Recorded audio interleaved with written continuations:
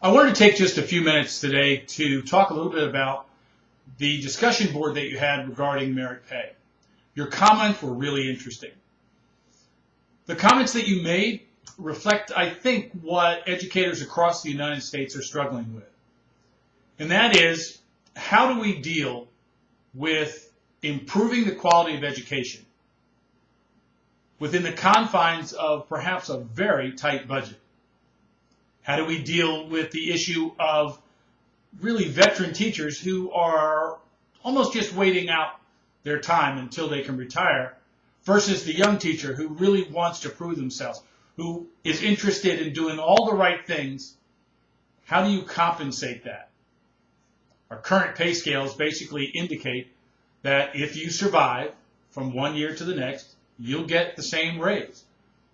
The same percentage of raise regardless of whether you've been there 35 years or whether you've been there for 1 or 2 years. The question now is, how do we use performance pay, or what's referred to as merit pay, to help increase productivity at the school?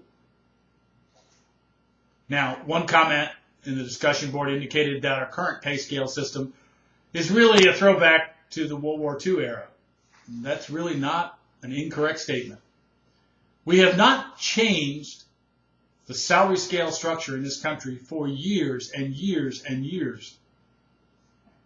Now we're starting to talk about tying performance, evaluations, and pay to such things as test results.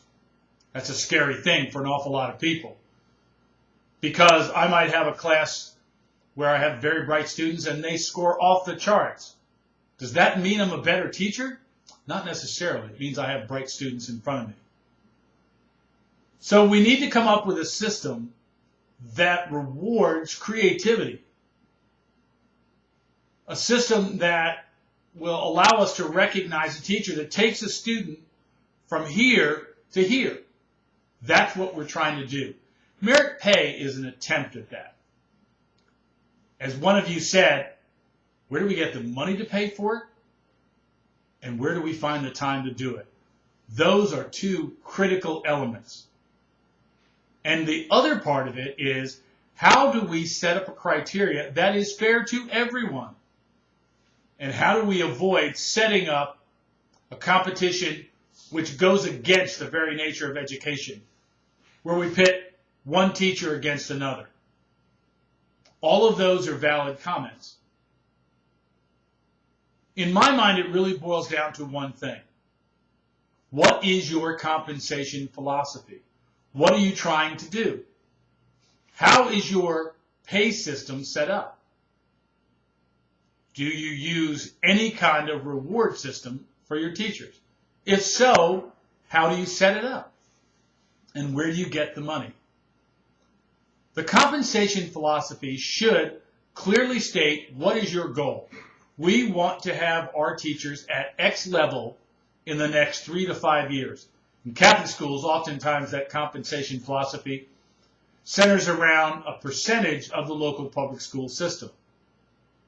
But you also need to make sure that you look at the benefits, especially in today's political environment. Health insurance and retirement are two top priorities for people. For a teacher that's worked for you for 30 or 40 or perhaps 50 years, will they be able to retire at some point, or simply will they teach until the very last day and they pass out on the classroom floor? Those are questions that you need to answer with your compensation philosophy. As you look at the next assignment, one of the things that you'll be reading about and hearing about is retirement benefits and insurance benefits. Again, it goes back to your compensation philosophy. How much do you want your teachers to pay for those benefits? And what can you afford?